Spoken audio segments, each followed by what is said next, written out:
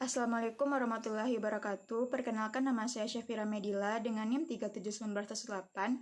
Saya mahasiswa dari kampus IAIN Bukit Tinggi, Prodi Manajemen Bisnis Syariah, Fakultas Ekonomi dan Bisnis Islam. Di sini saya akan membacakan presentasi dari tugas manajemen keuangan yang berjudul Prinsip Islamic Finance. Islamic Finance. Yang pertama, definisi. Ekonomi Islam atau Islamic Finance merupakan ilmu yang mempelajari perilaku ekonomi manusia yang perilakunya diatur berdasarkan aturan agama Islam dan didasari dengan tauhid sebagaimana diterangkan dalam rukun iman dan rukun Islam. B. Tujuan. Segala aturan yang diturunkan Allah SWT dalam sistem Islam mengarah pada tercapainya kebaikan, kesejahteraan, keutamaan, serta menghapuskan kejahatan, kesengsaraan, dan kerugian pada seluruh ciptaannya. Demikian pula dalam hal ekonomi, tujuannya adalah membantu manusia mencapai kemenangan di dunia dan di akhirat.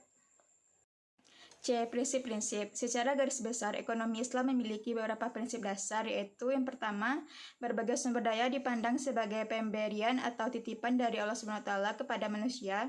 Yang kedua, Islam mengakui pemilikan pribadi dalam batas-batas tertentu. Yang ketiga, kekuatan penggerak utama ekonomi Islam adalah kerjasama.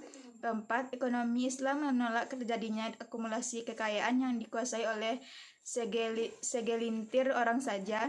5. Ekonomi Islam menjamin pemilikan masyarakat dan penggunaannya direncanakan untuk kepentingan banyak orang. 6.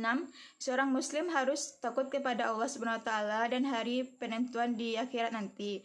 7. Zakat harus dibayarkan atas kekayaan yang telah memenuhi batas atau nisab. 8. Islam melarang riba dalam segala bentuk. Pasar modal syariah. A. Definisi. Definisi pasar modal sesuai dengan Undang-Undang Nomor 8 Tahun 1995 tentang pasar modal atau UPM adalah kegiatan yang bersangkutan dengan penawaran umum dan perdagangan efek. Perusahaan publik yang berkaitan dengan efek yang diterbitkannya, serta lembaga dan profesi yang berkaitan dengan efek. Berdasarkan definisi tersebut, terminologi pasar modal syariah dapat diartikan sebagai kegiatan dalam pasar modal sebagaimana diatur dalam UU PM yang tidak bertentangan dengan prinsip syariah. Oleh karena itu, pasar modal syariah bukanlah suatu sistem yang terpisah dari sistem pasar modal secara keseluruhan. Secara umum, kegiatan pasar modal syariah tidak memiliki perbedaan dengan pasar modal konvensional. Namun, terdapat beberapa karakteristik khusus pasar modal syariah, yaitu bahwa produk dan mekanisme transaksi tidak bertentangan dengan prinsip-prinsip syariah. B. Emiten yang mengeluarkan efek syariah. Dalam Peraturan Bapepam dan LK Nomor 9A13 tentang penerbitan efek syariah, disebutkan bahwa efek syariah adalah efek sebagaimana dimaksud dalam UU PM dan peraturan pelaksanaannya yang akad, cara, dan kegiatan usaha yang menjadi landasan pelaksanaannya tidak bertentangan dengan prinsip-prinsip syariah di pasar modal. C. Instrumen pasar modal syariah. Yang pertama, saham syariah. Menurut Dewan Syariah Nasional (DSN), saham adalah suatu bukti kepemilikan atas suatu perusahaan yang memenuhi kriteria syariah dan tidak termasuk saham yang memiliki hak istimewa. Prinsip dasar saham syariah yang pertama, bersifat musyarakah jika ditawarkan secara terbatas. 2. Bersifat mudharabah jika ditawarkan kepada publik. Ketiga, tidak boleh ada pembeda jenis saham karena risiko harus ditanggung oleh semua pihak. Keempat, prinsip bagi hasil laba rugi. Kelima, tidak dapat dicairkan kecuali di likuidasi. 2. Obligasi syariah. Perihal obligasi syariah sendiri, sebenarnya telah ada fatwa yang dikeluarkan oleh Dewan Syariah Nasional Majelis Ulama Indonesia (DSN MUI), yaitu Fatwa Nomor 32/DSN MUI /9/2012 tentang obligasi syariah dan Fatwa Nomor 33/DSN MUI /9/2012 tentang obligasi syariah mudharabah. 3. Reksadana syariah. Reksadana adalah wadah yang dipergunakan untuk menghimpun dana dari masyarakat pemodal untuk selanjutnya diinvestasikan dalam portofolio efek oleh manajer investasi. Sedangkan reksadana syariah adalah reksadana yang beroperasi menurut ketentuan dalam prinsip syariah, baik dalam bentuk akad, penggalangan dana, dan penggunaan dana. Akad antara investor dengan lembaga hendaknya dilakukan dengan sistem mudharabah. Akad. Pertama, pengertian. Kata akad berasal dari bahasa Arab al-aqad yang secara etimologi berarti perikatan, perjanjian, dan permufakatan. Secara terminologi, akad didefinisikan dengan pertalian ijab atau pernyataan melakukan ikatan, dan kabul atau pernyataan penerimaan ikatan sesuai dengan kehendak syariat yang berpengaruh pada objek perikatan. 2. Rukun. A. Akid. Orang yang berakad terkadang masing-masing pihak terdiri dari satu orang, terkadang terdiri dari beberapa orang. B. Maqud alaih. Benda-benda yang diakadkan seperti benda-benda yang dijual dalam akad jual beli, dalam akad hibah atau pemberian, gadai, utang yang dijamin seseorang dalam akad kafalah. C. Maudu al-akad. Tujuan atau maksud pokok mengadakan akad. Berbeda akad maka berbeda pula tujuan pokok akad. D. Sikhat al-akad.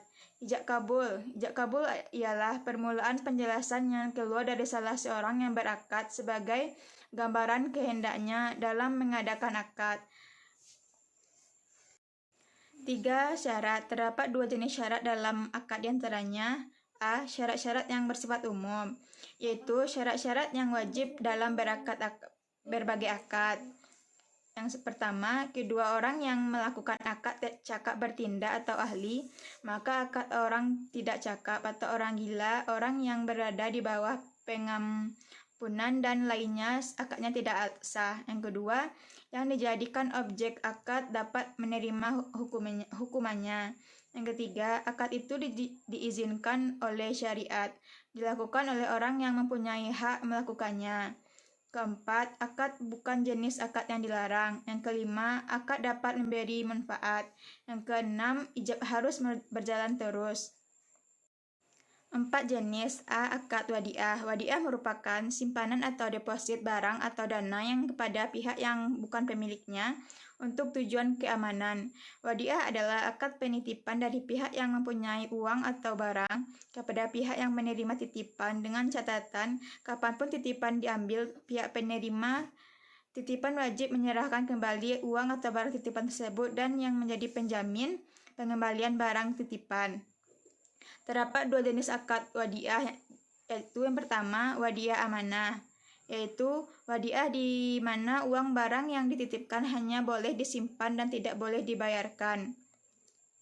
Yang kedua, wadiah yadamanah, yaitu wadiah di mana si penerima titipan dapat memanfaatkannya titipan tersebut dengan seizin pemiliknya dan menjamin untuk mengembalikan titipan tersebut secara utuh setiap saat. B. Akad al-wakalah. Akad wakalah adalah akad pelimpahan kekuasaan oleh satu pihak kepada pihak lain dalam hal-hal yang boleh diwakilkan. Rukun dan ketentuan syariah dalam akad ini adalah sebagai berikut. Rukun wakalah ada 3, yaitu pelaku yang terdiri dari pihak pemberi kuasa atau muwakil dan pihak yang diberi kuasa atau wakil. Objek akad berupa barang atau jasa.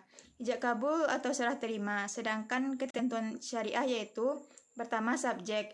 Pihak pemberi kuasa atau pihak yang diminta diwakilkan adalah pemilik sah yang dapat bertindak terhadap sesuatu yang diwakilkan. Kedua, objek yang dikuasakan atau diwakilkan diketahui dengan jelas oleh orang yang mewakilkan.